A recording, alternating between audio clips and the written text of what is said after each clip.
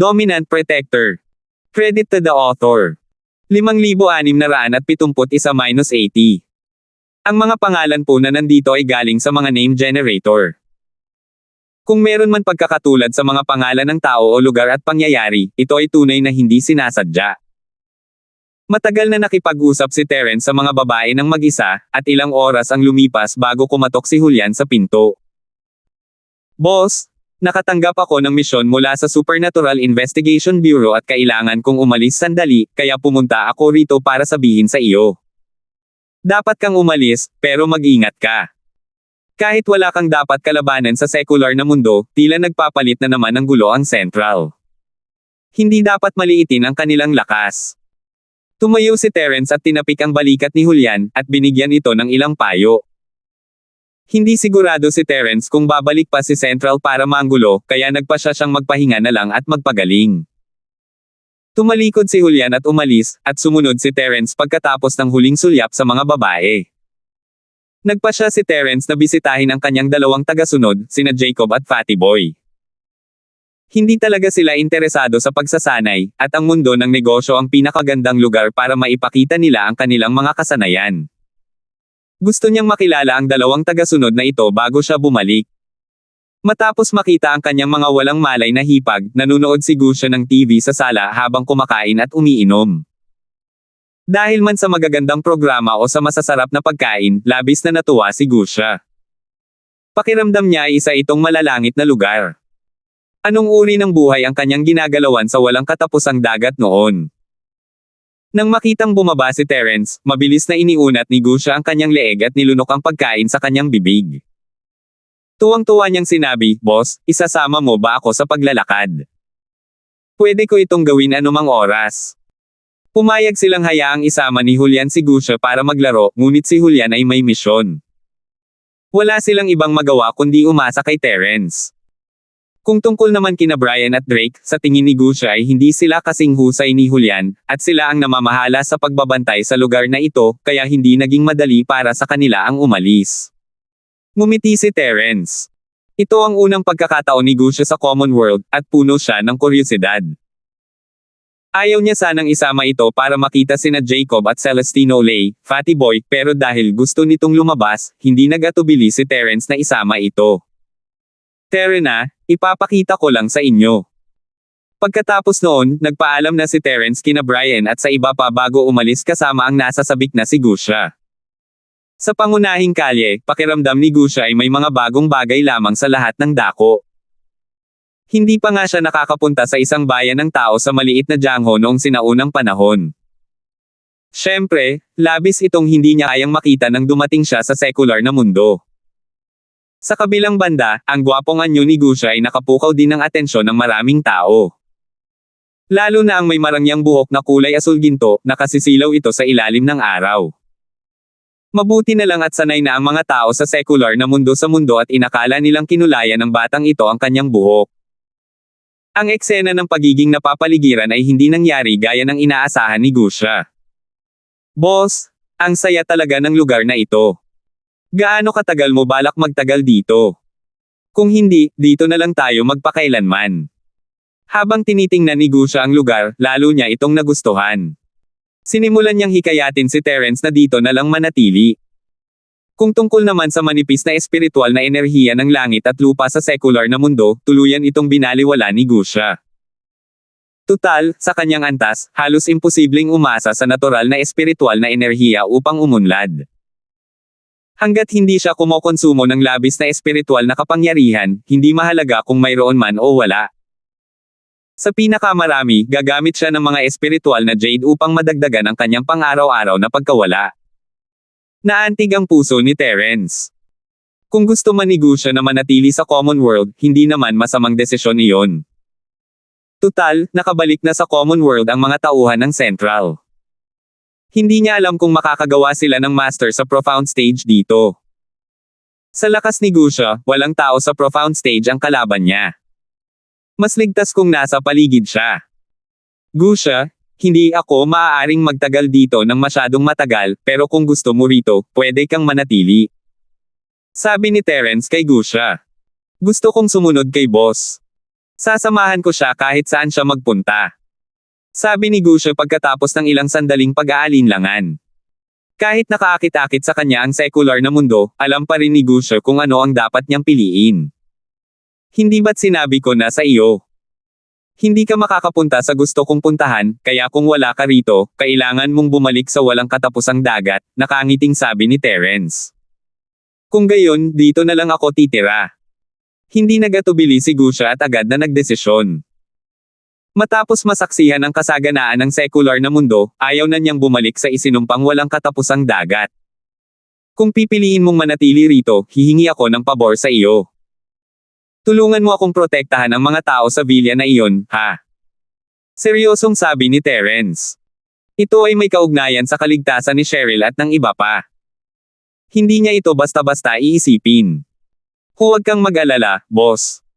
Ipaubaya mo sa akin ang kaligtasan ng mga hipag, Gusha. Kung may problema ka sa mga hipag, boss, hanapin mo na lang ako. Agad na tinapik ni Gusha ang kanyang dibdib at nangako. Ito ay isang magandang dahilan para manatili. Hindi utos ang ginamit ni Terence, kundi isang tono ng pakikipagnegosasyon. Kahit ang walang pusong si Gusha ay ramdam ang respeto ni Terence para sa kanya. Sa ganoong klaseng amo, ano pa nga ba ang masasabi niya? Maraming salamat. Mas panatag ang loob ko kapag nandito ka. Ngumiti si Terence at tumango kay Gusha. Kahit na gustong manggulo ng Central, wala akong dapat ipag-alala. Bago pa niya namalayan, narating na ng dalawa ang pasukan ng miracle doctor na si Larkins's Medical Group. Tumangala si Terence sa mataas na gusali at sandaling natulala. Nagmamadali ang mga tao sa paligid niya na nagbibigay kay Terence ng kakaibang pakiramdam. Pamilyar ito, ngunit kakaiba rin. Parang ang mga nakaraang araw ay matagal nang lumipas. Nakatayo si Gusha sa tabi ni Terence, naiinip na tumingin sa paligid.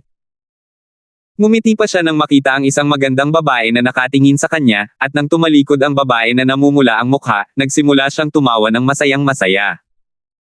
Bumalik sa kanyang katinoan si Terence at bahagyang umiling bago naglakad patungo sa pangunahing pasukan ng gusali. Lumingon si Gusha at nakitang wala si Terence sa tabi niya, kaya mabilis siyang sumunod. Pagpasok sa gusali, dumiretso si Terence sa elevator para sa mga nakatataas, at pinigilan siya ng isang magandang babae sa front desk.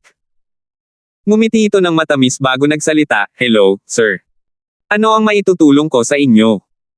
Kumurap si Terence, naalala na matagal na pala siyang hindi nasa Miracle Dr. Larkins's Medical Group. Malamang ay hindi siya kilala ng karamihan sa mga empleyado, at hindi rin siya kilala ng marami sa mga dating empleyado, kaya normal lang na mapatigil sila. Ayaw ni Terence na pahirapan ang magandang babaeng ito, kaya ngumiti siya.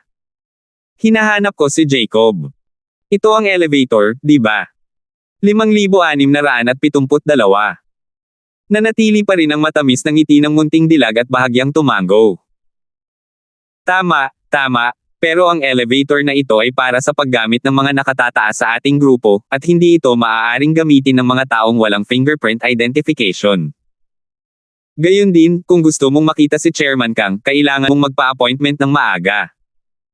Maaari ko ba kayong tawagan at sabihin sa kanya na hinahanap siya ni Terence? Sa tingin ko ay makikita niya ako. Mahinahong sabi ni Terence. Kung ito ay isang matandang empleyado, malalaman nila kung sino si Terence kahit hindi nila ito kilala. Tutal, parehong itinuturing nina Jacob at Celestino ang kanilang mga sarili na mga alipores ni Terence, at ipinagmamalaki nila ito. Akala ng magandang babae ay pamilyar ang pangalan ni Terence, ngunit hindi niya maalala na isa ito sa mga mahalagang tauhan na partikular na hiniling ng dalawang chairman. Tutal, hindi pa naman nagpakita si Terence noon, at walang makakaalala sa pangalan ng isang taong hindi pa nila nakikita o nakikita noon. Pasensya na, pero kasalukuyang tumatanggap si Chairman Kang ng ilang dayuhang bisita. Hindi ko siya maginhawang tawagan at istorbohin. Maaari ka bang maghintay sandali? Paumanhin ng magandang babae, at hindi naman nalungkot si Terence. Dahil hindi malaya si Jacob, nandito ba si Celestino? Ganon din kung pupunta ka sa kanya. Tanong ni Terence kay Celestino. Pareho naman sila, kaya makikita niya ang isa pa kung makakita siya ng isa. Pasensya na, tinatanggap din ni Chairman Lay ang mga dayuhang bisita, kaya hindi ko siya masabihan, nahihiyang sabi ng munting dilag. Natawag ni Terence sina Jacob at Celestino sa kanilang mga pangalan, kaya tiyak na isa siyang espesyal na tao.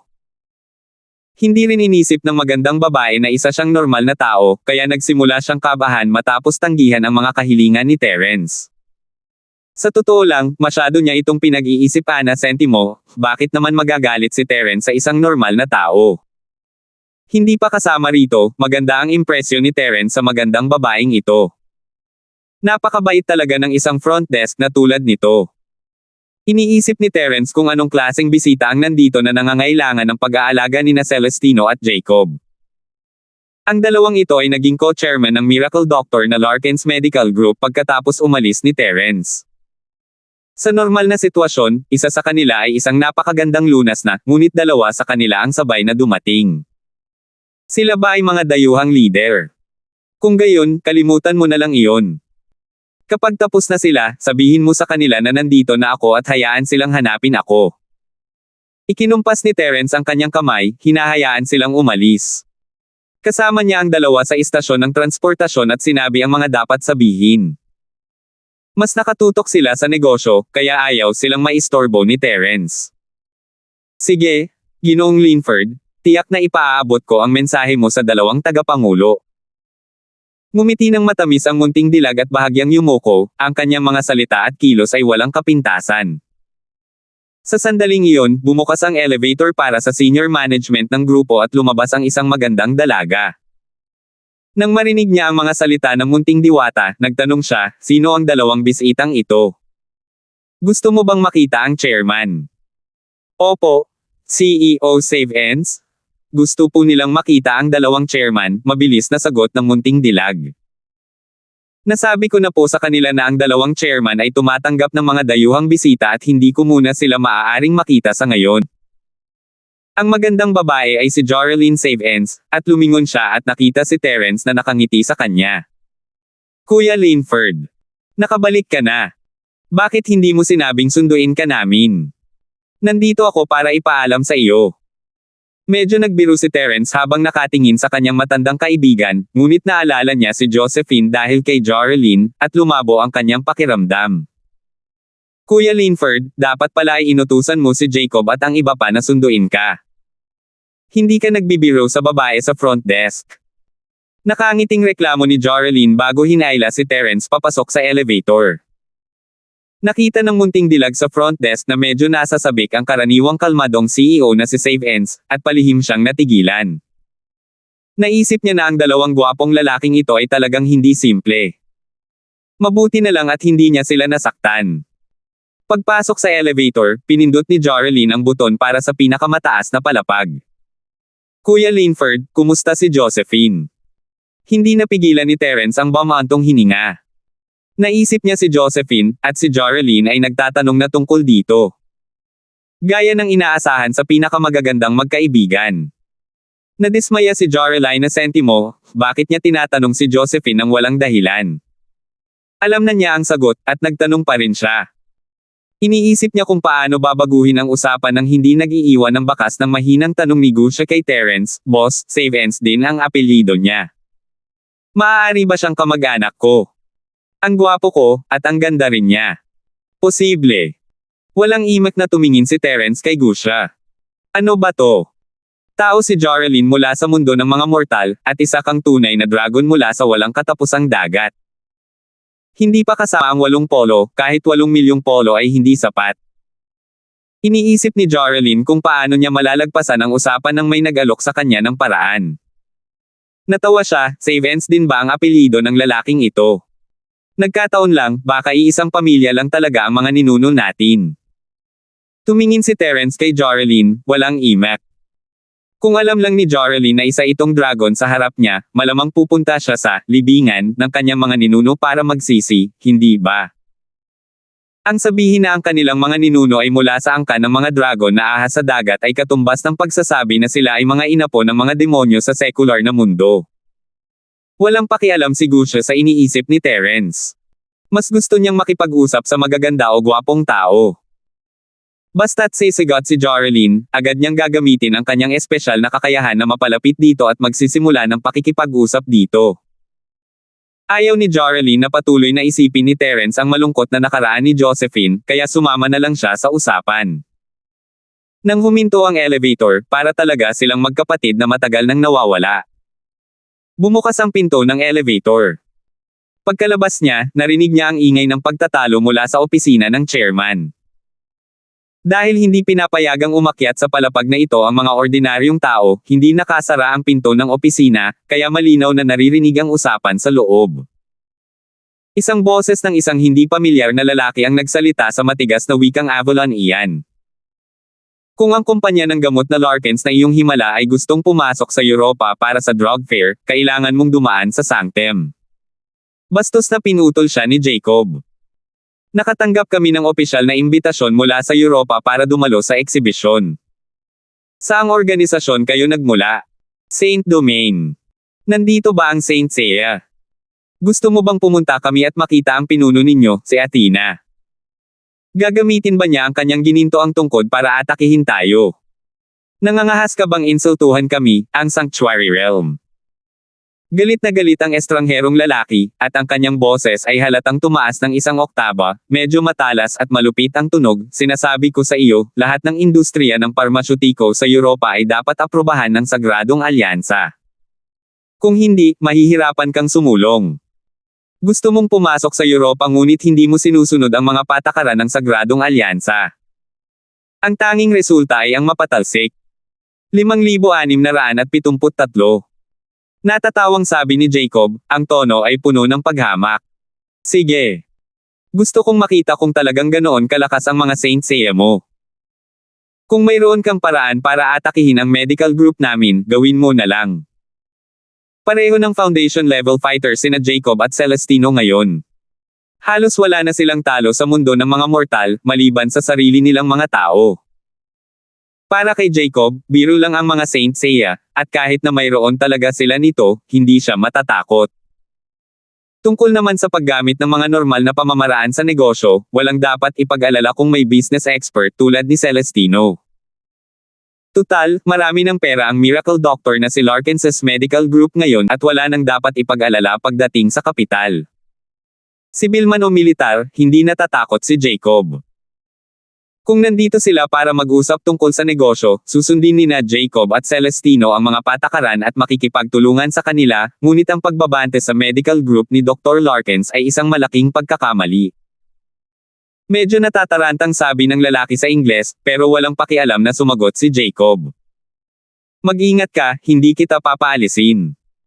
Nakita ni Terence ang dalawang galit na Europeo na lumabas, nagmumura sa Ingles. Kumunat ang noo ni Terence, ngunit wala siyang balak na turuan ang dalawa ng leksyon. Hindi angkop para kay Terence na makialam sa mga gawain ng karaniwang mundo, at naniniwala siyang kayanin na Jacob at Celestino ang mundo ng negosyo.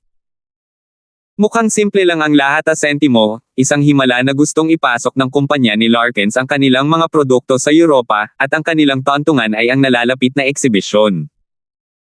Pagkatapos, isang organisasyon na kumokontrol sa negosyo sa Europa ang biglang humingi ng mga benepisyo mula sa kumpanya, ngunit tahasan silang tinanggihan ni Jacob. Hinintay ni Joralyn na umalis ang dalawa bago ngumiti ng paumanhin kay Terence. Kuya Linford, pasensya na. Kada rating mo lang at nasa hindi ka nais-nais na sitwasyon ka na. Ano ang dapat ikahiya? Tanong ni Terence habang ikinakaway ang kanyang kamay. Ano mang produktong gustong pumasok sa Europa at Amerika ay tututulan ng mga lokal na oligarko sa pananalapi. Kung gusto mong buksan ang merkado ng maayos, hindi lang ang kalidad ng produkto ang mahalaga. Sa tingin ko ay kayang-kaya ni na Jacob at Celestino ang mga bagay na ito, kaya hindi ko kailangang mag-alala tungkol dito, di ba? Nagmamadaling lumabas sina Jacob at Celestino nang marinig ang usapan, nagulat. Boss, nakabalik ka na. Kumusta, masaya ba sa maliit na mundo noong sinaunang panahon? Sumugod ang dalawa kay Terence at niyakap ito ng mahigpit. Pareho silang tagasunod ni Terence simula pa lang, at hindi normal ang kanilang relasyon. Medyo masaya rin si Terence, wala namang nakakatuwa dyan, kaya bumalik na ako. Hahaha, kung ganoon boss, bakit hindi ka nalang manatili rito at huwag umalis? Natatawang sabi ni Jacob.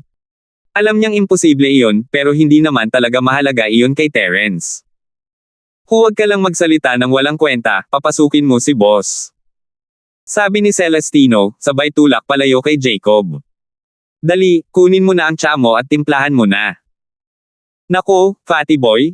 Matagal mo nang pinagmamasdan ang mga dahon ng tsa ko, di ba? Alam mo namang ayaw uminom ng tsa ng amo mo, kaya inaabuso mo ang posisyon mo para sa sarili mong kapakanan, di ba? Puno ng galit ang mukha ni Jacob, pero puno ng ngiti ang mga mata niya. Dahil nandito si Terence, ibang-iba ang kapaligiran sa karaniwan. Tumawa ng malakas si Celestino, hindi itinanggi o inamin ito habang hinihila niya si Terence papasok sa opisina nito. Matapos ipakilala si Gusha sa dalawa, mabilis silang naging malapit sa isa't isa. Pareho silang mga tauhan ni Terence at maituturing na isang pamilya. Mayroong natural na pakiramdam ng pagiging malapit, at dahil sa natural na pamilyaridad ni Gusha, sila ay naging malapit na magkapatid na rin kalaunan. Maya-maya, bumalik ang usapan sa dalawang Europeo. Ayaw ni Terence na makialam sa mundo ng mga tao, pero hindi mahalaga kung marinig niya ang buong kwento. Maaari siyang magbigay ng ilang payo kung kinakailangan. Ang pinakamahalaga ay si Gusha ay labis na interesado kina Saint Seiya at Athena, ngunit hindi niya alam na kalokohan lamang iyon ni Jacob. Matapos makinig sa paliwanag ni Jacob, napagtanto ni Terence na ang organisasyong ito ng santuwaryo ay hindi isang simpleng lugar. Wala silang mga Saint Seiya, ngunit isa silang puwersang dapat kilalanin sa Europa. Sinasabi mo bang bigla na lang lumitaw ang Sagradong Alyansa mula sa kung saan? Tapos sakupin ang merkado ng parmasyutiko sa Europa sa napakaikling panahon. Kumunat ang noo ni Terence sa sentimo, hindi ito ang inaasahan niya. Tumanggaw si Jacob. Tama. Hindi ko pa naririnig ang tungkol sa Sanctuary Alliance sa Europa noon. Bagamat kakaunti ang ating mga produkto sa China at hindi pa natin ito na iluluwas ng maramihan, binibigyang pansin natin ang mga pamilihan sa Europa at Amerika. Tutal, ang pagbubukas ng pandaigdigang pamilihan ay isang bagay na kailangan nating gawin sa malaot madali. Dagdag pa ni Celestino, napakapopular ng ating gamot sa Europa. Hindi natin maipapadala ang mga produkto sa pamamagitan ng wastong mga channel, kaya maraming grupo ng mga smuggler ang bumibili ng mga ito sa China at pagkatapos ay ipinupuslit ang mga ito sa Europa para kumita. Kaya naman kilalang kilala ang ating gamot sa Europa. Ito ang dahilan kung bakit nagpadala sila ng imbitasyon sa ating kumpanya para sa eksibisyong medikal sa pagkakataong ito. Nagkataon lamang na mas tumaas pa ang ating kapasidad sa produksyon, at panahon na para pumasok sa daigdigang pamilihan. Ito ay isang perpektong pagkakataon para sa magkabilang panig. Tuwang-tuwa ang eksibisyon sa Europa nang makuha ang aming kumpirmasyon. Hindi ko inaasahan na biglang lilito ang Sanctuary Alliance at magpadala ng mga tao sa aming grupo. Si Jorelyn mismo ang nagtimpla ng tsaa at pinuno ang tasa ni Terence ng isang ngiti. Bahagyang tumabi si Jacob, hinayaan si Jorelyn na maupo sa tabi niya. Boss, simula nang lumitaw ang Sanctuary Alliance, nagbago na ang pananaw ng mga organizer ng eksibisyon sa amin. Kaya nga nakikipagkita kami ni Brother Lay sa mga tao mula sa Sanctuary. Gusto naming malaman ang higit pa tungkol sa kanila. Kung gayon, naintindihan niyo na ba? Nagpasalamat si Terence kay Jorelyn habang itinataas ang kanyang tasa. Nagkatinginan sina Celestino at Jacob ng alanganin bago ibinoko ang kanilang mga bibig. Boss, nakita mo na ang sitwasyon ngayon lang. Masungit ang dalawang dayuhang ito pagkarating pa lang nila.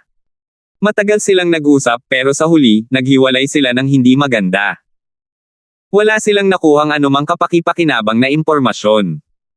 Humigop si Terence, hinayaang dahan-daang naamoy ang aroma ng tsaa sa dulo ng kanyang dila. Ninamnam niya ang lasa nito, at naramdaman niyang ibang-iba ito sa espiritual na tsaa sa Skyclass Island. Hindi niya maiwasang umiling, dapat alam mo ang pinagmulan ng medical exhibition, di ba? 5,674. Alam ko naman yan.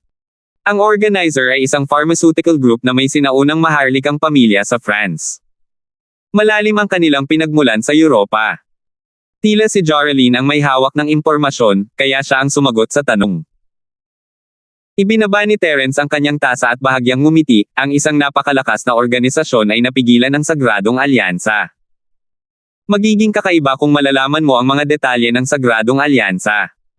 Humigop si Gusha ng tsaa tulad ni Terence, ramdam ang pait.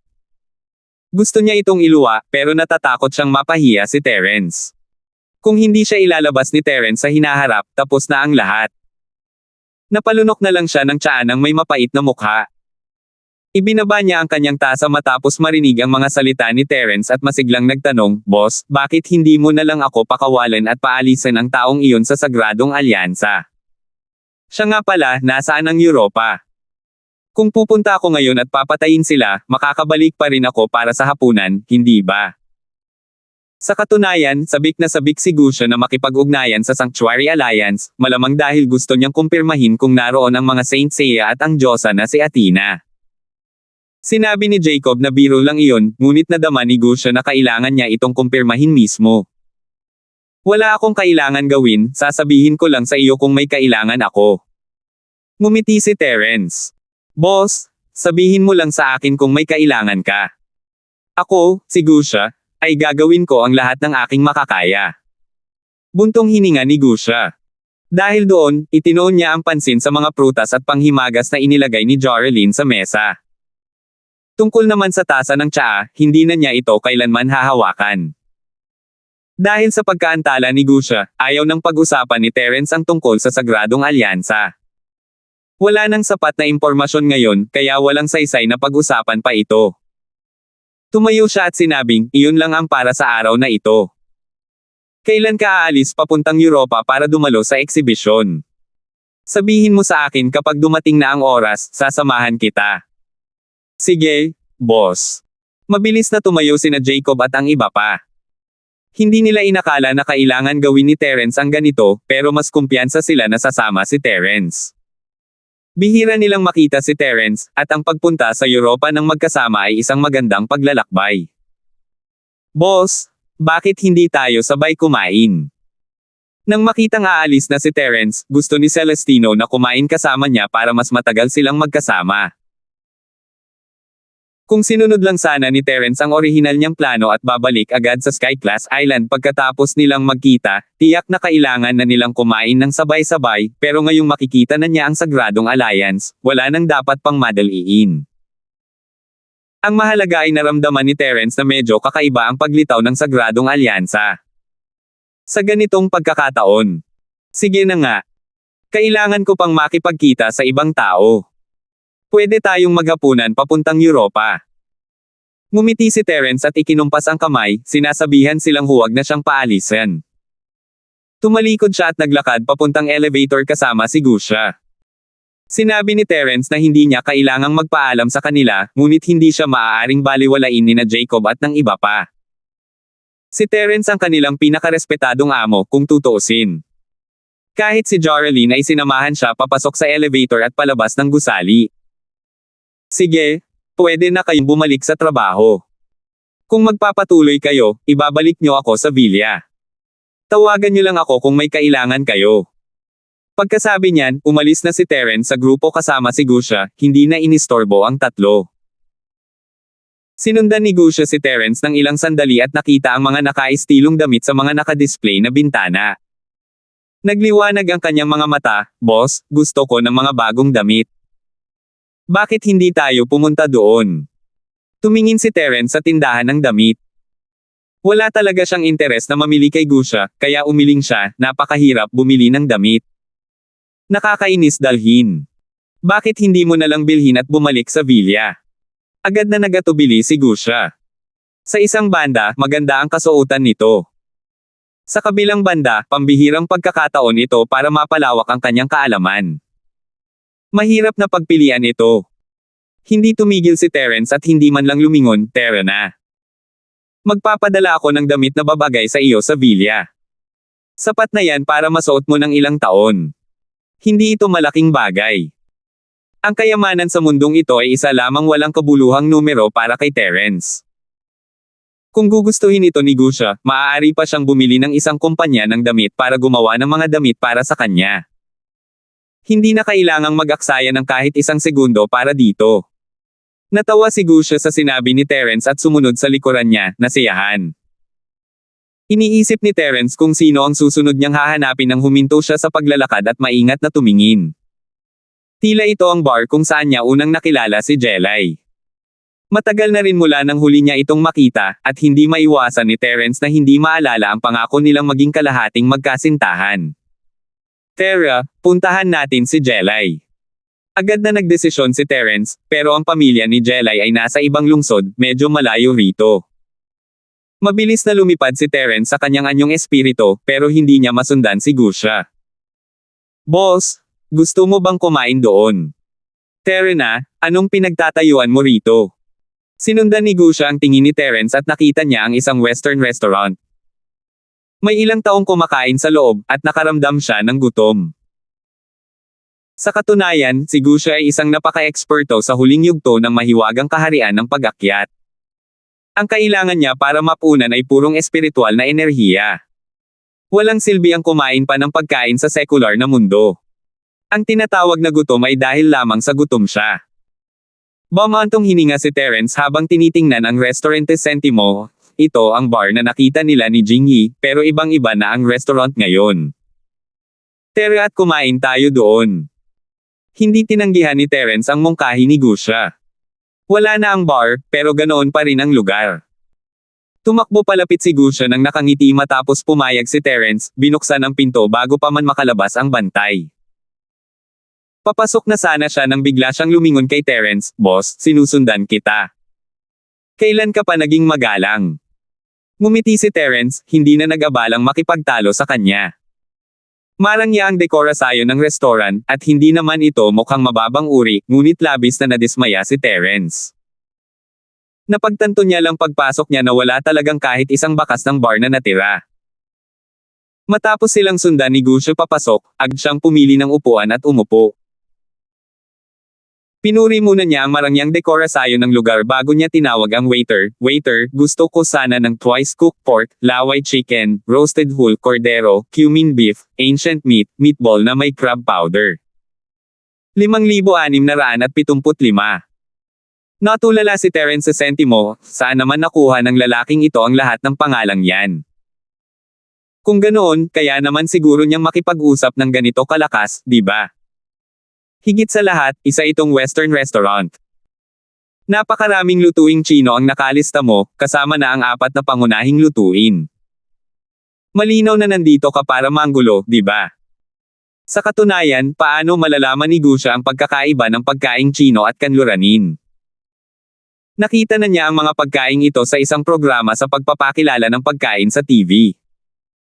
Noong mga panahong iyon, naglalaway na siya.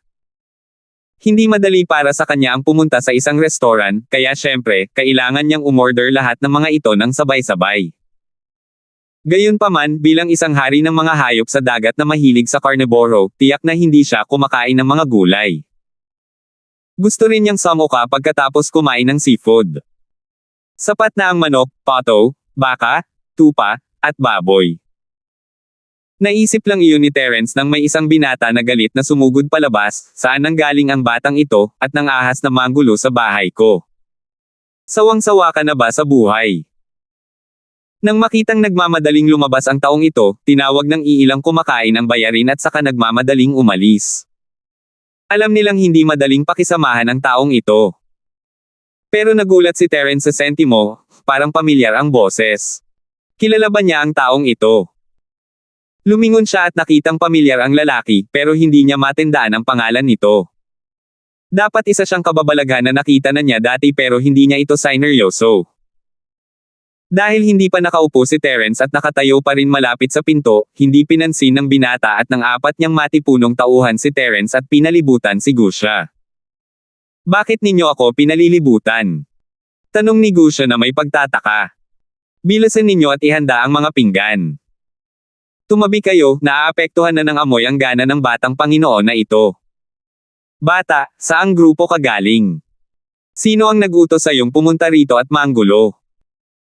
Nang makita ng binata ang walang takot na ekspresyon ni Gusha kahit na napapaligiran na, naramdaman niyang maaaring may alam ang lalaking ito. Agad siyang naging mas magalang nang magsalita. Napakamot si Gusha sa kanyang ulo at naisip, "Narinig mo na ba ang tungkol sa daan patungo sa bahaing Dragon Island sa walang katapusang dagat?" "Boss, ang hirap ba kumain dito? Pwede ko ba silang bugbugin?" Hindi pinansin ni Gusha ang binata at tumayo para tanungin si Terence. Si Gusha ay may taas na halos 2 metro. Nang tumayo siya, mas matangkad siya ng halos 1 ulo kaysa sa mga maskuladong lalaki. Mukha siyang crane na nakatayo sa gitna ng mga manok. Biglang bumilis ang tibok ng puso ng binata nang marinig niyang may amo si Gusha. Mabilis siyang lumingon at nakita si Terence na nakatayo roon ng casual, hindi mukhang ganoon kalakas. Gayunpaman, nang masusing tingnan, nagbago ang ekspresyon ng binata. Mukhang pamilyar ang lalaking ito. Bago pa siya makapagsalita, isa na namang binata ang tumakbo palabas at sumigaw ng may pag-aalala, "Kapatid, huwag kang padalos-dalos, pag-usapan natin ito. Sinabihan tayo ng Jocelyn Ford na maging mabait at huwag manggulo. Sinasabi ko sa iyo, maaaring magpakita ang Diyos Terence anumang oras." Napataas ang kilay ni Terence sa sentimo, dito niya unang nakilala si Jingyi, kaya hindi niya ginamit ang kanyang spirit sense para suriin ang lugar. Wala namang gaanong panganib sa common world, at hindi naman niya kailangang maging alerto sa lahat ng oras, kaya hindi niya nakita ang mga pamilyar na mukha. Nakilala agad ni Terence ang lalakiya sentimo, ito ang pangalawa sa Big Four, Rowan. Itinuring siyang kaklase ni Terence, at pagkatapos noon ay naging tagasunod din siya ni Terence. Sumama lang siya sa panig ni Terence ng medyo huli, at hindi naging kasing tagumpay ni Jacob. Nang makita si Rowan, naalala ni Terence kung sino ang binata. Kapatid pala iyon ni Rowan, ang Raul mula sa mafia. Pero hindi masyadong nakikipag-ugnayan ang lalaki kay Terence, kaya hindi siya masyadong inisip ni Terence. Normal lang na mamiss niya ito. Naging kakaiba ang mukha ni Raul matapos marinig ang mga salita ng kanyang kapatid Sentimo, nakilala niya na ang malaking boss na may asul na buhok ay si Terence. Noon, si Raul ang unang taong natakot kay Terence sa bahay. Hindi gaanong kilala ni Terence si Terence, pero takot na takot siya kay Terence. Ngayong nakilala niya si Terence, dapat ay agad niya itong binabati. Sino ang nakakaalam kung ano ang iniisip ni Raul? Inikat niya ang kanyang mga mata at nagkunwaring hindi niya kilala kung sino si Terence. Anong ibig mong sabihin na pabigla-bigla ako? Hindi mo ba nakikita na ang lalaking ito ay malinaw na narito para manggulo? Sino ang o-order ng twice-cooked na baboy at sinaunang baboy sa isang western restaurant? Mga bola-bol ang alimango. Lalagyan ko lang ng pulbos ang mukha niya at magkakaroon siya ng malaking meatball. Tiningnan ni Terence si Raul ng may interes. Halatang kilala siya ng lalaking ito, pero nag-aarte pa rin siya. Ano kaya ang plano niya? Nag-aalala rin si Raul sa loob-loob niya, natatakot na baka baligtarin siya ni Terence. Hindi siya naglakas loob na maging masyadong mapangahas at iniba ang usapan, "Rowan, tigilan mo na ang pag-iisip tungkol sa Jocelyn Ford na yan buong araw. Dapat kang mag-focus sa sarili mong gawain. Kung talagang makapangyarihan ang Jocelyn Ford mo, bakit hindi pa siya dumating para tulungan ka?" Naiintindihan na ni Terence ngayon na sentimo, nagkukunwari lang si Raul na hindi siya kilala para lang sabihin ito sa kanya. Hindi niya alam kung anong klaseng gulo ang kinakaharap ng Rowan, pero siya nga pala ang tagasunod ni Terence. Wala namang problema kung tutulungan siya ni Terence kung kaya niya. "Kuya, huwag mong sabihin yan." Siguradong abala si Godlin Ford sa sarili niyang mga bagay. Nag-aral na rin siya sa universidad at umalis. Paano niya ako matutulungan kung hindi niya alam ang nangyayari? Sabi ni Rowan, ipinagtatanggol si Terence. Alam niyang masyadong mataas ang katayuan ni Terence para maabot niya, at kahit nandito pa si Terence, wala siyang oras para dito. Habang iniisip niya iyon, lumingon siya at nakita si Terence na nakatayo hindi kalayuan sa kanya. Ilang taon na ang nakalipas, at hindi pa rin nagbabago si Terence sa sentimo, nakilala agad siya ni Rowan. "Jocelyn Ford. Ikaw ba talaga yan?" Sabi ni Rowan, habang kinukuskus ang kanyang mga mata dahil sa hindi makapaniwala. "Ang tagal nating hindi nagkita, Rowan. Ikaw ang may-ari nitong restaurant." Bahagyang ngumiti si Terence. Oo, binuksan ko na." "Jocelyn Ford, bakit hindi mo sinabi sa akin na babalik ka at hinayaan kitang salubungin ako? Nagkataon lang talaga ang araw na ito. Jocelyn Ford, bigyan mo naman ako ng kaunting mukha at hayaan mong iregalo ko sa iyo ang isang pagkain." Tuwang-tuwa na sabi ni Rowan. Sinamantala niya ang pagkakataong imbitahan si Terence. Hindi na ibang pagkakataon iyon, at si Terence ay isang taong hindi niya maaanyayahan. Bihira siyang pumunta sa kanyang restoran ng kusa, at kinailangan niyang gamitin ang pagkakataong ito upang bumuo ng isang magandang relasyon sa kanya. Nandito pala ang Jocelyn Ferd. Pasensya na, sasabihin ko sa kusina na maghanda ng masarap na pagkain. Umarte si Raul na parang nakilala niya si Terence, at mabilis na umalis kasama ang kanyang mga tauhan pagkatapos niya itong batiin. 5,676. Tumingin si Terence sa likod ni Raul nang may bahagyang ngiti. Nagdadrama pa rin ang lalaking ito. Kung dati, hindi siya maglalakas loob na umalis hanggat hindi siya pinapakiusapan ni Terence. Pero ngayon, ganito na ang kanyang kinikilos. Posible kayang nasa malaking problema si Raul. Sa totoo lang, si Terence mismo ay hindi masyadong naaalala ang tungkol sa pamilya ni Rowan. Pinakipag-ugnayan niya ang Hidden House Fuller sa House Gold at ginawa silang isang panlabas na puwersa sa ilalim nila. Dahil sa nakatagong pinagmulan, dapat ay maayos ang takbo ng House Gold. Ano kayang problema nila sa mundo ng mga karaniwang tao? Pagkatapos umupo, casual na nagtanong si Terence, Rowan, naaalala ko na ang pamilya mo ay naging underground boss ng lungsod ng Songshan, di ba? Bakit mo naman gustong magbukas ng restaurant at maging boss ngayon? Napangiti ng mapait si Rowan, salamat sa Jocelyn Ferd na nakalapit tayo sa nakatagong bahay Fuller, at nasakop ang kawalan ng kapangyarihan na iniwan ng bahay Hale. Naaksidente ang aking ama at hindi na kontrol ng aking kapatid ang sitwasyon. Masyadong malayo ang nakatagong mundo sa Songshan, at nagbago ang istruktura ng mga maharlikang bahay kasabay ng paglitaw ng mga bagong bahay. Tila nawala na ang bahay Fuller mula noon, at hindi na sila nakikialam sa sekular na mundo. Tumanggaw si Terence sa sentimo, kaya patay na si Tia Andy. Ang dalawang batang ito sa bahay Zoo ay hindi angkop na maging mga malupit na tagapangasiwa, at ang pagdating ni Terence sa Sky Class Island ay niyanig ang mga sinaunang sektang ito at mga nakatagong bahay. Malamang iniisip nila kung paano makarating doon ngayon, kaya wala silang oras para sa karaniwang mundo.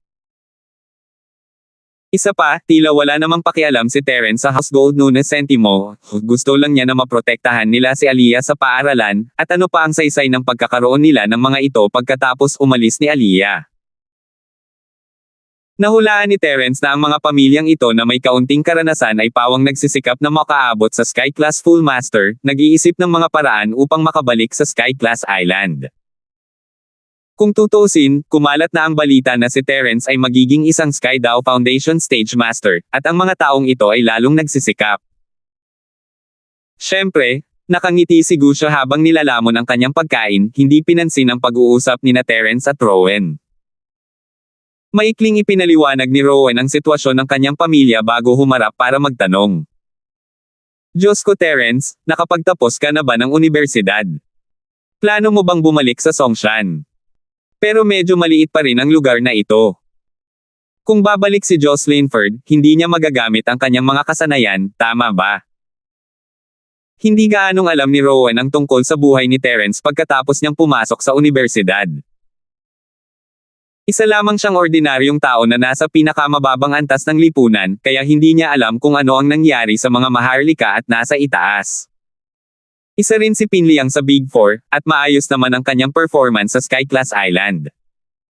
Si Rowan naman ay nahihirapan sa pinakamababang posisyon. Kung determinado siyang tawagin si Terence na boss gaya ni Jacob, malamang matagal na siyang nasa tuktok ng food chain.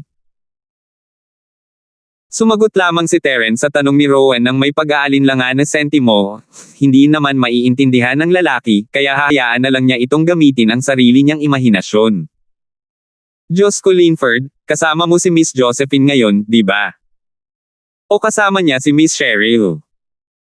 Sa totoo lang, napakagaling nilang mga babae, si God Linford lang ang karapat-dapat sa kanila. Natuwa si Rowan na makausap si Terence, pero wala silang masyadong mapag-usapan, at hindi niya maiwasang banggitin ang malungkot na nakaraan ni Terence. Bumantong hininga si Terence sa sarili, ngunit nanatili ang isang bahagyang ngiti sa kanyang mukha. Iniba niya ang usapan, huwag mo akong laging pag-usapan, magkwento ka naman tungkol sa iyo. Gusto sanang tumulong ni Terence kay Rowan ngayong alam na niyang nasa problema siya, pero kailangan muna itong sabihin ni Rowan. Hindi siya pipiliting pumasok kung ayaw niya sentimo, hindi pa naman ganoon kalapit ang kanilang relasyon, kung tutuusin. Ngumiti ulit si Rowan ng mapait. Sasabihin ko sa iyo kung gusto mong marinig, Josco Linford. Wala naman yan, alam mo naman na matagal na akong nag-aaral, kaya imposibleng makapasok ako sa kahit anong unibersidad. Siyempre, pwede akong makapasok ng matandang lalaki sa kahit anong unibersidad, pero hindi ako interesado roon, kaya nagtapos na lang ako at gumawa ng ilang bagay ng mag-isa. Hindi naman ito masyadong masama, mas mabuti na ito kaysa sa pag-aaksaya ng oras. Mahinang sabi ni Terence, iniisip na hindi naman masyadong masama ang desisyon ni Rowan. Pero hindi pa rin sinabi sa kanya ni Rowan kung ano ang problema niya, at hindi naman pwedeng basta na lang siyang tanungin ni Terence. Kailangan niya pang maghintay. Sa pagkakataong ito, lumabas muli si Raul at nagtanong ng may malamig na mukha, ayos lang naman ang mga putahe, di ba? May iba ka pa bang gustong kainin? Hindi pa kumakain si Terence, kaya wala siyang pakialam sa pasasalamat. Gusto niyang malaman kung gaano katagal kayang magpanggap ni Raul. Sa kabilang banda, puno ng iba't ibang uri ng karne ang bibig ni Gusha. Bamulong siya, mukhang masarap lahat ng putahe, pero medyo kaunti lang ang dami. Kung maaari, pwede mo ba akong bigyan ng 2 pa sa bawat putahe? Napanganga si Raul. Napakaraming putahe ang in-order para sa 10 tao, pero itong lalaking may asul at gininto ang buhok ay talagang doble ang gusto. Hindi ka ba makakain ng sapat para sa 30 tao ng sabay-sabay? Ang hindi niya alam ay kahit nasaan yung tao si Gusha, ang tunay niyang anyo ay isang dragon na ahas dagat. Para sa isang dragon na ahas, ang isang bahagi ng pagkain para sa 30 tao ay hindi sapat para punan ang mga puwang sa pagitan ng mga ngipin nito. Nang makitang walang anumang pagtutol si Terence, umorder na lang si Raul ng mas maraming pagkaing Chino at iwanan na lang ang pagkaing kanluranin sa sarili niyang kusina. Hindi niya kailangang maging masyadong metikuloso o sentimo, hindi man lang sinusubukan ng malaking lalaki, lagok lang siya ng lagok. Rowan, dahil hangang-hanga ka sa Diyos Terence, bakit hindi mo na lang sabihin sa kanya ang tungkol sa iyong sarili? Tingnan natin kung matutulungan ka niya, putol ni Raul sa pagsasalita pagkatapos ni Rowan. Hindi gaanong maraming pagkakataon para makilala si Terence, at kung hindi niya naunawaan ng maayos ang pagkakataong ito, maaaring wala na siyang ganitong pagkakataon sa hinaharap. Nahihiyang sabi ni Rowan, bro, huwag kang makialam. Mabuti naman si God Linford, pero hindi rin siya normal. Huwag mong guluhin si God Linford. Kung hindi mo nga kayang lutisin ang ganito kaliit na bagay, ano pa ang saysay ng pagsamba? Tila buong pusong sinasabi ni Raul. Kahit nanginginig ang puso niya, matatag naman ang mga sinasabi niya. Lalong nahihiya si Rowana Sentimo, alam niyang may koneksyon si Terence sa nakatagong mundo, pero matagal na siyang wala, at ibang-iba na ngayon ang mga maharlikang tahanan. Natatakot siya na baka hindi sapat ang koneksyon ni Terence, at isa na lang siyang sakripisyo. 5,677. Hindi alam ni Rowan kung ano ang ginagawa ni Terence nitong mga nakaraang taon, at inisip niya na isa lamang itong simpleng date sa paaralan. Sa puntong ito, hindi na ito maaaring baliwalain ni Terence. Napagpasyahan niyang dumiretso na sa punto, Rowan, may problema ba? Kung kailangan mo, titignan ko kung matutulungan kitang lutisin ito. Nag-alangan si Rowana Sentimo, ayaw niyang magsalita, at hindi siya pinilit ni Terence. Nasa kanya ang desisyon kung kailangan niya ng tulong o hindi, at nilalampasan na ni Terence ang kanyang limitasyon sa pamamagitan ng pagtatanong. Tinitigan ng masama ni Raul si Rowan, naiinis sa hindi pagtupad ng kanyang anak sa kanyang inaasahan. Ganito kasi, ang nakababata kong kapatid, ang gagaw na batang ito, ay umibig sa isang babae. Kuya, ako mismo ang magsasabi sa iyo. Mabilis na pinutol ni Rowan si Rola Sentimo, mas tamang sabihin niya ito mismo kaysa sa iba. Kalahati lang ng pangungusap ang narinig ni Terence sa Sentimo, hindi naman siguro hihingi sa kanya ng tulong ang magkapatid na ito para mabawi siya, di ba? Nakakapangilabot naman ito. Kung talagang maglalakas loob siyang magsalita ng ganoon, siguradong sasampalin siya hanggang mamatay. Noong unang beses na sinampal siya ni Terence, pinag-iisipan kung sino ang nagtangkang agawin si Josephine sa kanya. Mabuti na lang at hindi iyon ang nangyari, at mabilis na ipinaliwanag ni Rowan ang lahat kay Terence, para maalis ang kanyang kalituhan. Diyos ko Linford, ang babaeng gusto ko ay dating nagtatrabaho bilang waitress dito. Huwag kang mag-alala, hindi ako gumamit ng anumang palihim na paraan. Gustong gusto ko siya. Paliwanag ni Rowan, natatakot na baka hindi maintindihan ni Terence. Tutal, isa pa rin siyang Maniokis. Tumanggaw si Terence, ngunit hindi nagsalita. Nagpatuloy si Rowan, ang pangalan niya ay Rowena. Isa siyang babaeng napakatigas ng ulo. Umibig ako sa kanya nang makita ko siya. Marahil ito ay pag-ibig sa unang pagkikita. Noong una lang, hindi niya ako masyadong inisip. Niyaya ko siyang lumabas ng ilang beses pero tinanggihan ako. Balisa si Raul Gold. Nakalimutan ba ng lokong kapatid na ito kung sino ang kausap niya? At inaalala mo pa rin ang kwento ng pag-ibig niya ng may matamis na ekspresyon sa iyong mukha. Bilasan mo at dumiretso ka na sa punto. Hindi naman mukhang naiinip si Terence, pero ayaw ni Raul na ikwento sa kanya ni Rowan ang kwento ng pag-ibig niya. Sentimo, ubo siya ng ilang beses. Hindi tanga si Rowana Sentimo, napagtanto lang niya na dapat ay makarating siya sa punto nang makita niyang namula ang mukha ng kanyang kapatid dahil sa pag-ubo, at sa tingin na ibinibigay nito sa kanya. Pagkatapos noon, naging tapat din ako at sa wakas ay umibig kay Rowena.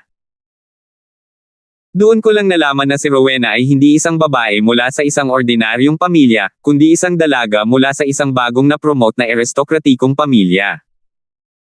Sa pagkakataong ito, nagtrabaho siya sa aking maliit na lugar dahil gusto niyang makatakas sa kasal. Mapait ang mukha ni Rowan habang sinasabi niya iyon na Sentimo, maaaring kapareho sila ng pinagmulan ng pamilya ni Rowena noong sila ay nasa kanilang tugatog, ngunit ibang-iba na sila ngayon. Mausisa na si Terence simula pa noong yun na Sentimo, kahit ang mga nakatagong bahay ay kailangang mag-focus sa kanilang pagsasanay at hindi na magmalasakit sa labas ng mundo, ngunit ang mga maharlikang bahay ng karaniwang mundo ay hindi na tinatawag na mga maharlikang bahay, at ang alyansa na ang namamahala ngayon. Ano ba naman ang bagong bahay ng mga maharlika? Pero hindi nagsalita si Terence para magtanong nga Sentimo, hihintayin niya ang pagpapatuloy ng pag-uusap. Itatanong niya ang iba pa mamaya. Hindi ko alam kung paano siya natagpuan ng pamilya ni Rowena, marahang bumaantong hininga si Rowan. Dumating sila at kinuha siya, at binalaan ako na huwag na siyang hanapin muli, kung hindi ay mababali nila ang mga paa at kamay ko at ang mga paa ko sa kapatid ko at itatapon kami sa gilid ng kalsada na parang mga pulubi. Diyos ko Terence, alam kong may koneksyon ka sa mga nakatagong bagay. Maaari mo bang tulungan ang kapatid ko? Tanong ni Raul kay Terence nang may sinseridad. Ang nakatagong bahay na si Fuller ay hindi na namamahala sa kanilang mga gawain, at ang istruktura ng mga maharlikang bahay ay lubhang nagbago, ngunit maaaring mayroon pa ring koneksyon si Terence na magagamit niya. Kahit noong nasa tugatog ng kanilang kapangyarihan ang household, wala silang mahihiling pa mula sa mga nakatataas, lalo na sa ganitong sitwasyon. Hindi nila alam kung gaano kalakas ang kapangyarihan ni Terence, pero kailangan nilang subukan ito bilang huling paraan. Mahinang tanong ni Terence, anong sabi ng babaeng Rowena na yon? Umalis ka na lang ba kasama ang pamilya mo ng ganoon? Sabi ni Rowan, may sakit sa mukha. Nagbanta ang pamilya ni Rowena na kung hindi siya babalik at mag-aasawa, makikipag-ayos sila sa amin. May kasama silang mga cultivator at si God Linford, alam mo naman kung gaano kalakas ang mga cultivator. Hindi natin sila kayang labanan. Kaya, sila na lang ang makakabalik ni Rowena. Tumanggaw si Terence sa Sentimo, tila maganda ang ugali ng babaeng Rowena, at tila malapit na rin siyang maging Rowan. Hindi niya kailangang matuto mula sa isang tao ng walang dahilan. Si Gusha, na nasa gilid, ay biglang nagangat ng ulo at mahinang nagsalita, Boss, napakalakas ba ng mga cultivator dito? Bakit hindi mo na lang ako pakawalan at patayin sila? Hindi alam ni Terence ang sasabihin na Sentimo, tila mas naging marahas ang lalaking ito matapos mag-evolve bilang isang worm dragon. Siya ang unang tatayo kapag narinig niyang may posibilidad na lumaban. Dumiretso ka na sa gilid at kumain ka na. Huwag kang sumingit. Tumawa si Terence at ikinumpas ang kamay, pinaalis si Gusha. Naghihintay pa rin siya ng balita mula kay Jacob at sa iba pa, at hindi naman naging mahirap ang pagtulong kay Rowan na malutas ang problemang ito. Maaari na lang siyang maghanap ng alipin ng isang nakatagong bahay para tulungan siya. Sabihin mo nga sa akin ng detalyado ang tungkol sa bagong angkan na ito. Saan ang kanilang tahanan? At saka, kung sino ang pakakasalan ni Rowena at iba pa. Casual na tanong ni Terence sa Sentimo, alam niyang magbibigay ito sa kanya ng ilang mga pagpipilian. Tutal, ang mga pamilya ng kanyang mga alipors ay nakakalat sa kung saan-saan, at mas madaling pumili ng mga mas malapit sa kanya.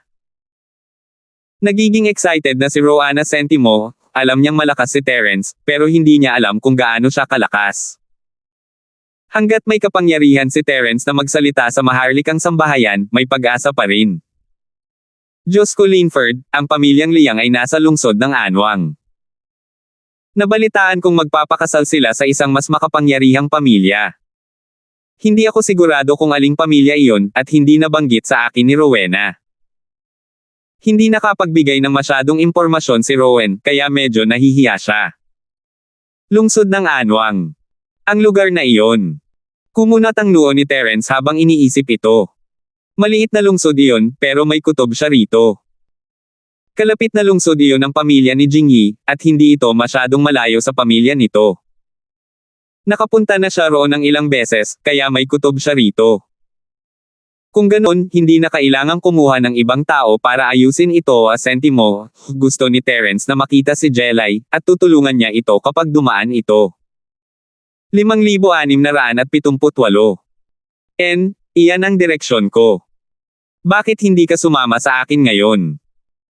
Tutulungan kitang mag-propose ng kasal at titingnan ko kung anong klaseng pamilya ang napakalakas para mangapi pa ang classmate ko. Gusto sana siyang tawagin ni Terence na Lil, bro, pero kahit kailan ay hindi nagkaroon ng karapatang maging Lil, bro niya ang house gold. Hindi nakita ni Terence ang pangangailangang pilitin si Rowan na maging tagasunod niya. Sentimo, hindi rin niya kailangang ipaliwanag kung ano ang iniisip ni Rowan. Magkaklase sila dahil pareho lang naman sila ng pinag-aralan sa high school. Nagulat si Rowana Sentimo, gusto sana niyang tulungan siya ni Terence, pero hindi niya inakalang didiretso siya ni Terence sa pamilyang Liang para mag-propose. Hindi masyadong sigurado si Rowan tungkol sa pinagmulan ni Terence, ngunit alam niyang hindi siya magsisinungaling kay Terence pagkatapos marinig ang mga sinabi nito. Magagawa niya ang sinabi nito. Hindi alam ni Rowan kung saan nanggagaling ang kakaibang kumpiyansang ito, ngunit maiuugnay lamang niya ito sa katotohanang masyado niyang pinahahalagahan si Rona Sentimo. Hindi siya susuko kahit kaunting pag-asa, tulad ng isang nalulunod na nakakapit sa isang dayami na nagel iligtas buhay. Mabuti. Mabuti.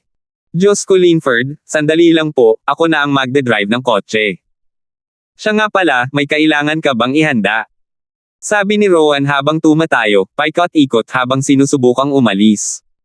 Bihira niyang maalala na kailangang ihanda ang isang alok ng kasal, ngunit ayaw sayangin ni Terence ang oras na ito.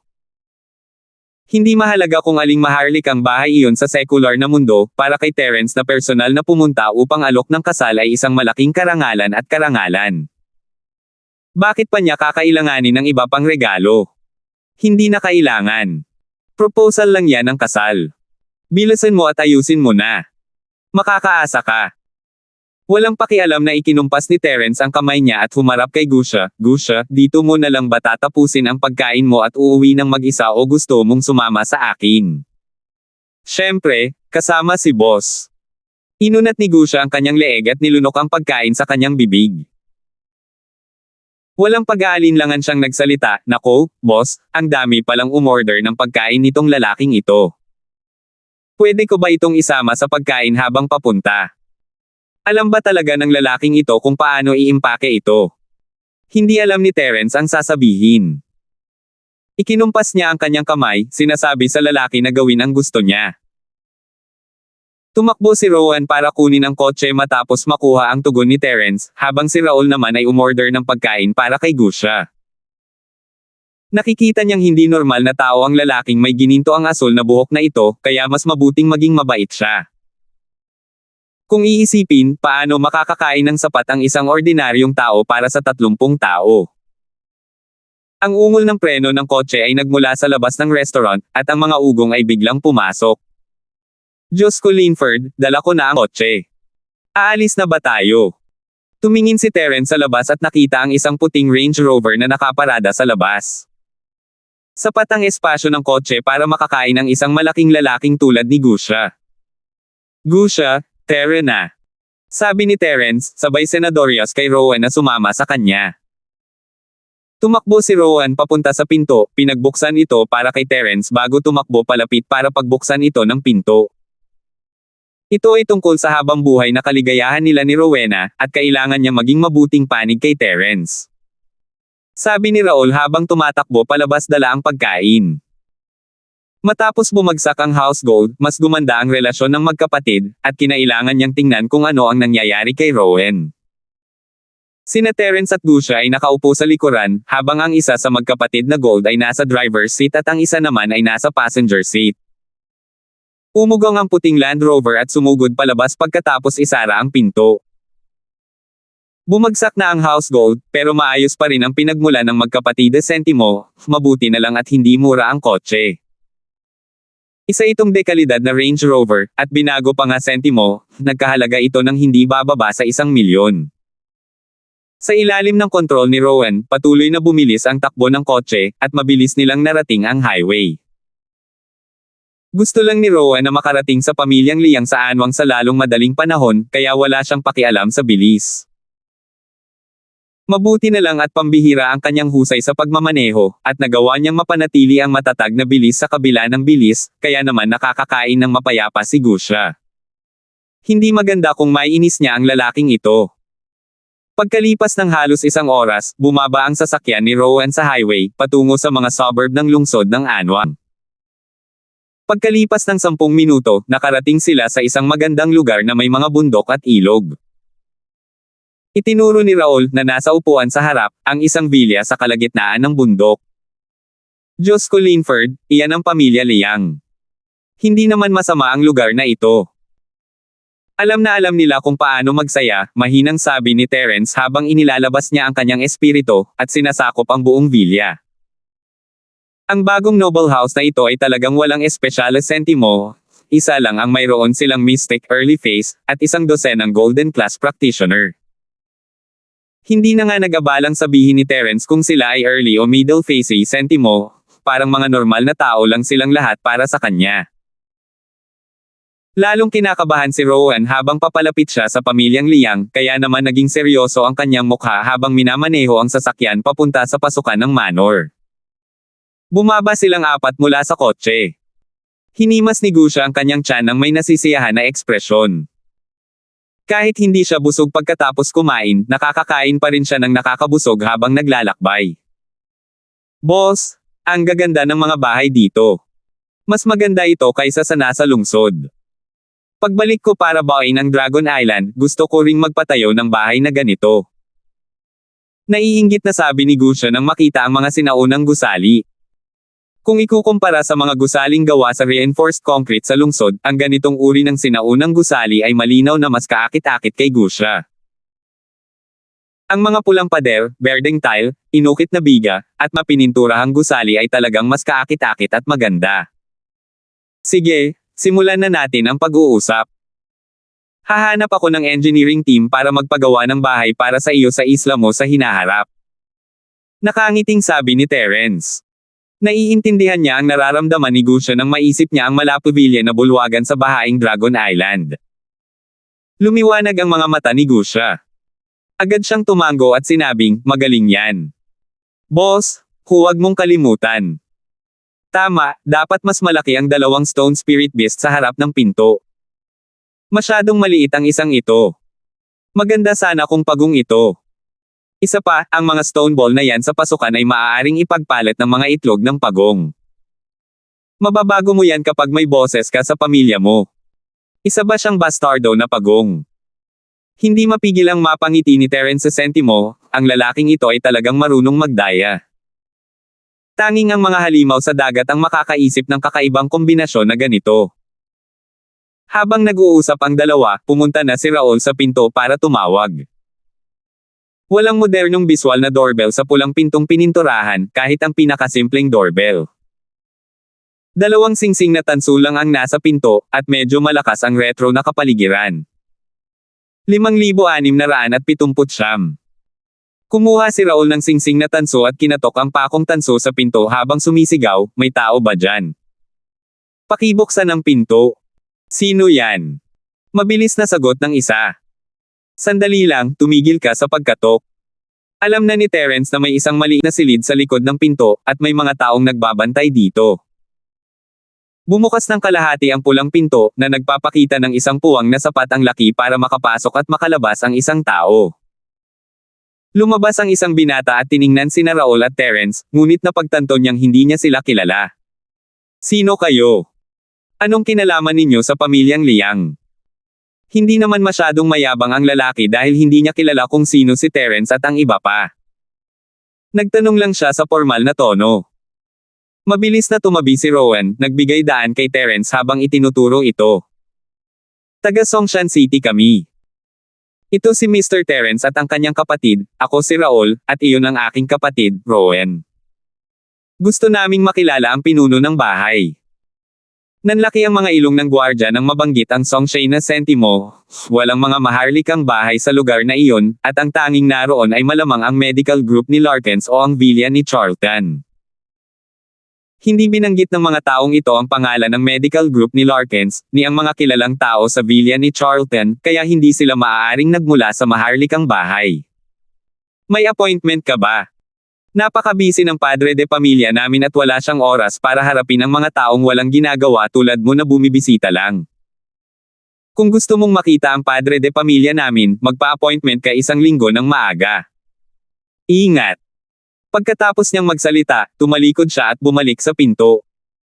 "Kuya, tulungan mo naman kaming may parating ang mensahe, mayroon talaga kaming emergency." Nag-aalalang sabi ni Raul. Bago pa siya matapos, sumara ng malakas ang pinto, halos matamba si Raul, na humahabol sa kanya. Dumilim ang mukha ni Raul habang lumingon. Hangang-hanga siya kay Terence, ngunit ibinuka pa rin niya ang kanyang bibig. "Diyos ko Terence, mukhang hindi gumagana ang pangalan mo. Gagana ba ito? Huwag mo kaming hayaang mahulog sa hukay, mga kapatid." Wala na ang nakatagong bahay Fuller, at nag-aalala si Raul na naputol na ang koneksyon ni Terence sa mga nakatataas. Tutal, nagbago na ang istruktura ng mga maharlikang bahay, at kung hindi bibigyan ng mukha ni Liang si Terence, mababali ang mga paa at kamay ng magkapatid at magiging mga pulubi. Siyempre, alam ng pamilya Liang kung gaano kalakas ang miracle doctor na si Larkins's Medical Group at ang House Charlton's Villa, ngunit hindi nila pinansin si Terence. Malinaw na umalis si Terence pagkalipas ng ilang taon, at ang House Liang ay hindi pa nga isang noble house. Sinaman siya ng tingin ni Gusha at sinabing, "Anong pinagsasabi mo, bata? Paano mo nagawang pagsalitaan ang amo ko ng ganyan? Naniniwala ka bang sasampalin kita hanggang mamatay?" Kumunat ang noo ni Raul at hindi na nagsalita pa. Alam naman niya kung gaano kalakas si Terence. Maaari siyang magreklamo, pero magiging hanggal siya kung masasaktan niya ito. Tutal, narito naman si Terence para tumulong. Walang pakialam si Terence sa sentimo, wala siya sa posisyon para makipagtalo kay Raul tungkol doon, kaya bahagya lang siyang ngumiti. "Rowan, kumatok ka sa pinto, ako na ang gagawa." Sa kabilang banda, si Rowan ay may buong tiwala kay Terence sa sentimo. Tumakbo siya papunta sa pinto at kinuha ang singsing, ngunit wala man lang pakialam ang tao sa loob. Kanina pa siya tumatawag, at wala man lang sumasagot sa sentimo, parang walang tao roon. Dahil walang magbubukas ng pinto, buksan mo ito, Gusha. Mag-ingat ka na huwag masyadong maingay at huwag mong gamitin ang puro mong enerhiya. Malamig na ngumiti si Terence.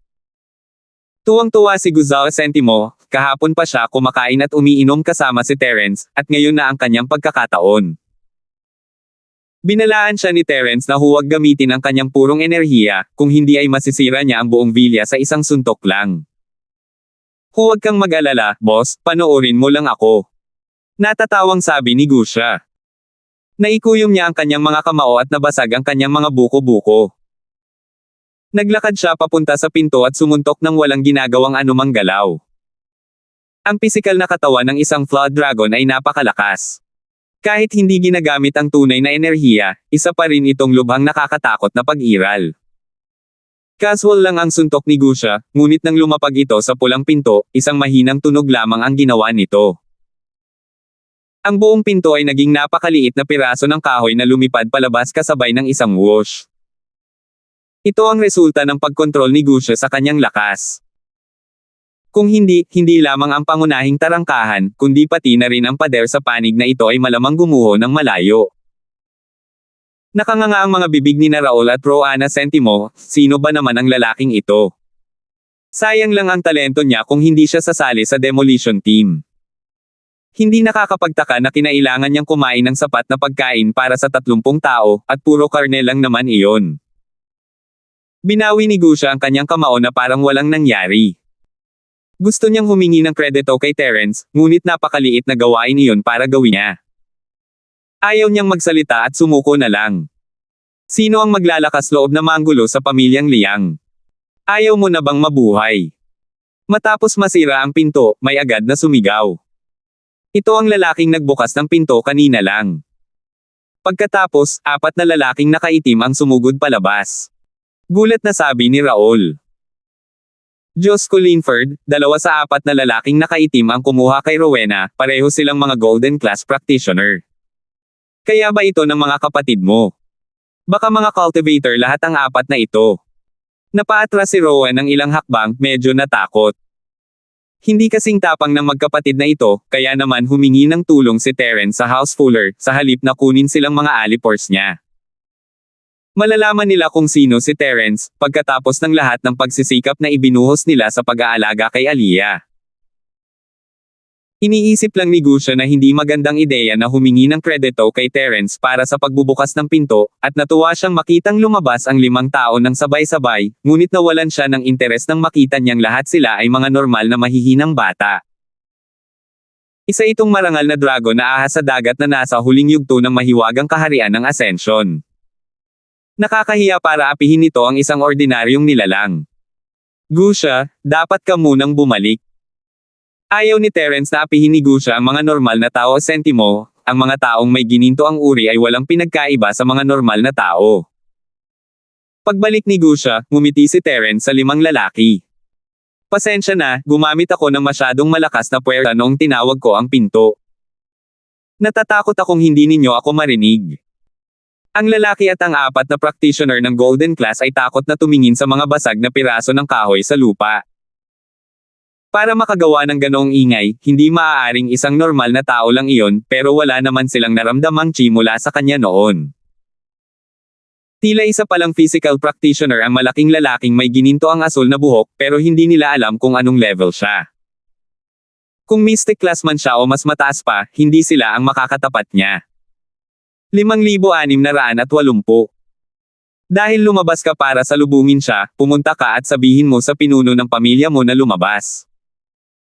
Kung hindi, huwag mo akong sisihin kung ako mismo ang pumasok para hanapin siya.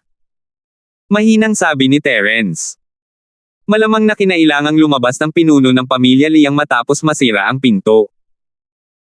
Bamulong ang lalaking lumabas para buksan ang pinto kanina sa 4 na lalaking nakaitim, papasok ako at ire-report ito sa patriarka. Bantayan ninyo ang mga taong ito at huwag muna kayong kikilos. Sunod-sunod na tumango ang 4 na lalaking nakaitim.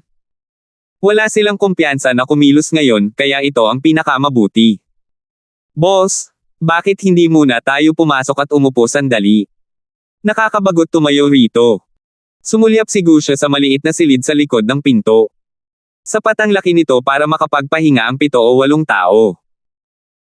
Kanina lang kumakain at umiinom ang iilang taong ito sa loob, at nakikipaglaban sila sa may-ari ng bahay habang naroon sila. Hindi na kailangan, malapit na ang kanilang Panginoon. Umiling si Terence. Sinabi ng lalaki na magre-report siya, pero iniiwasan niya talaga sina Terence at ang iba pa. Tatawagan niya sana ang mga tao sa loob at sasabihin sa kanila ang tungkol sa sitwasyon, syempre. Hindi siya tatakbo papasok at magre-report tulad ng dati. Sinauna na ang arkitektura rito, at kahit hindi ito buhay, sinauna pa rin ito. Kaya pumunta rito ang pinuno ng pamilyang Liang pagkatanggap niya ng tawag. Nahahawakan ng espiritu ni Terence ang lahat ng galaw sa villa, kaya alam niyang malapit nang dumating ang pinuno ng pamilyang Liang. Kinakabahang tiningnan ng apat na lalaking nakaitim ang grupo ni Terence. Nang lumabas ang isang lalaking nasa katanghaliang gulang, nakahinga silang lahat ng maluwag at yumuko ng may paggalang, "Guro." Ang lalaki ay ang pinuno ng pamilyang Liang, si Bofang Liang. Malamig siyang sumangot matapos makita si Rowan, iniisip ko kung sino iyon. Ikaw pala yan, isang Polaka na gustong kumain ng karne ng sisni. Bata, napakatapang mo. Ang lakas ng loob mo talagang pumunta sa pintuan namin. Parang gusto mong baliin ang mga paa mo at mamalo mo sa mga kalye, di ba? Napaigtad si Rowan, itinuwid ang kanyang likod at sumigaw. Tiyo Liang, tunay na nagmamahalan kami ni Rowena. Bakit hindi mo ako bigyan ng pagkakataon? Pagkataon. Isang biro. Sa tingin mo ba bibigyan ko ng pagkakataon ng isang Polaka na hawakan ang anak ko? Kung gusto mong mamatay, tutuperin ko ang hing mo. Malamig na tumawa si Bofang at sumulyap kay Gusha, pero hindi ka naman ganoon katanga. Alam mo kung paano tumulong kapag nandito ka para manggulo. Sa tingin mo ba ay maaari mo akong takutin dahil lang sa nakakita ka ng physical practitioner? Bobo ka pa rin gaya ng dati. Bamulong si Gusha sa tainga ni Terence, "Boss, napaka-arrogant naman nitong ugok na to. Bubugbugin ko kaya siya." Sinaman ni Terence nang tingin si Gusha. Magiging meat paste lang siya sa isang hampas lang ng kokomo o sentimo, ano pa ang saysay ng pagkatalo mo sa kanya. Naintindihan ni Gusha ang ibig sabihin ni Terence at napangiti na lamang ng alanganin, at wala nang ibang sinabi. Hindi narinig ni Bofang ang sinasabi ni Gusha. Dahil sa lakas niya, imposibleng marinig niya ang ayaw ay parinig sa kanya ni Gusha. Kaya medyo naguluhan siya pero wala siyang masyadong pakialam. Hulihin mo sila. Mamaya na natin sila aayusin. Casual na ikinumpas ni Bofang ang kanyang kamay at inutusan ang apat na golden class cultivator na ilayo siya. Sa sandaling ito, isang batang babae ang nagmamadaling tumakbo palabas at mabilis na hinaranggan ang daan ni Bofang, "Tay. Nangako po kayo sa akin na hanggat pumapayag kayong magpakasal, hindi ninyo pahihirapan ang pag-ibig. Paano ninyo babawiin ang inyong mga pangako?" "Rowena," sabi ni Rowan, nasa sabik nang makita ang babae. Gusto sana niyang sumugod, ngunit pinigilan siya ng apat na lalaking nakaitim. Lumingon si Rowena Liang sa pag-Rowan, ang kanyang mukha ay puno ng pag-aalala at kalungkutan habang sinusubukan niyang senyalisan ang pag-Rowan gamit ang kanyang mga mata na umalis. Sa kabilang banda, si Rowan ay matigas ang yulo o sentimo, sumugod siya at sumigaw, "Rowena, hindi kita iiwan ngayon." Bago pa niya matapos ang sasabihin niya, hinampas ng lalaking nakaitim na pumihil sa kanya ang leeg niya gamit ang parang kutsilyong palad, at agad siyang nawala ng malay. Napansin ni Terence na hindi makakasama ang lalaking nakaitim kay Rowan, kaya hindi niya ito pinigilan. Mas malaking dagok ito para kay Rowena, at natuwa si Terence na mangyari ito. Napag-usapan na, ang pangalan ng 2 taong ito, Rowan at Rocking, ay magkatugma. Nakatadhana ba silang maging magkasintahan? Sige, na-distract si Terence. Sa mas malapitang pagtingin, ang lumuluha na si Rowena ay tunay ngang isang kagandahan, ngunit para kay Terence, na nakakita kina Cheryl, Josephine, Natalie, Minerva, Yubi, Linlin, at iba pa, masasabing katanggap-tanggap lamang ito. Malamang ay kapantay siya ni Jorelyn, at tila interesado siya sa Rowan. Napakaswerte ng batang ito. At ang aura na ibinibigay niya ay halos kapareho ng kay Josephine Sentimo, tila gustong-gusto talaga ni Rowan ang ganitong tipo ng tao. Hinawakan ni Bofang si Rowena na akmang susugod at titingin kay Rowan, sabay malamig na sabi, "Rowena, huwag kang magkamali. Sa pagkakataong ito, itong bulag na batang lalaki ang pumunta mismo sa pinto natin. Hindi si tatay ang hahanap ng gulo sa kanya. Tingnan mo, sinira pa nga ng mga taong dinala niya ang pinto natin. Kung gayon, bakit mo siya sinaktan? Hayaan mo na lang siyang makaalis ng ligtas. Dad, bitawan mo ako, hayaan mo akong makita siya." Nagpumigla si Rowena ng buong lakas, ngunit wala siyang kapantay sa isang Mystic Class Master. Kahit gaano pa siya magpumiglas, hindi siya makagalaw. Kung gusto mong mamatay ang batang ito ngayon, sige lang. Huwag mong isipin na hindi talaga ako nangangahas pumatay. Biglang binitawan ni Baofeng ang kanyang kamay at malamig na tiningnan si Rowena. Natigilan si Rowena. Nang sa wakas ay makatayo na siya, hindi na talaga siya naglakas loob na lumapit. Alam din niyang gagawin talaga ni Baofeng ang sinabi niya. "Tai, hayaan mo na sila. Makikinig ako sa'yo, ha? Kung hindi mo sila bibitawan, mas gugustuhin ko pang mamatay para makita mo." Hindi napigilan ni Rowena, ngunit mariin niyang sinabi. Sumanghel si Baofeng, paano kung hulihin mo muna sila? Pagkatapos mong ikasal, hayaan mo na silang umalis. Ito ang punto ko, kaya tumigil ka na sa pakikipagtawaran. Kung gusto mong mamatay, ililibing silang lahat kasama mo. Tiningnan ni Rowena ang walang malay na si Rowan Gold at Yumoko. Kung tutuusin, mas mabuti nang makulong kaysa mamatay ngayon. Isa pa, makakahanap siya ng pagkakataong makilala si Rowan at palihim silang palayain kung nakakulong sila sa bilya ng pamilyang Liang. Wala nang saysay na labanan sila ngayon. Dakpin silang lahat at itali gamit ang mga litid ng baka na may mga alambreng bakal. Sumulyap si Baofeng kay Terence at sa iba pa at walang pakialam na nagutos. Kahit ang isang Mystic Class Master ay hindi makakawala sa isang bakal na litid, espiritual man o pisikal. Ngayong nasa kamay na nila ang Rowan, hindi inisip ni Baofeng na maglalakas loob na lumaban sina Terence at ang iba pa. Kahit na gawin nila, bilang isang spiritual mystic, kakayanin niya ito. Ginamit ni Terence ang kanyang chi para sabihin kay Gusia na huwag lumaban at hayaan silang gawin ang anumang gusto nila. Hindi naman siya maaapektuhan ng mga bagay na ito, bukod pa sa mga alambreng bakal at mga litid ng toro, kahit pa ito ay mistikong alambreng bakal at mga litid ng dragon, kayang-kaya ni Terence na kumawala kung gugustuhin niya. Salamat po at sinamahan ninyo ako, ingat lagi mga master.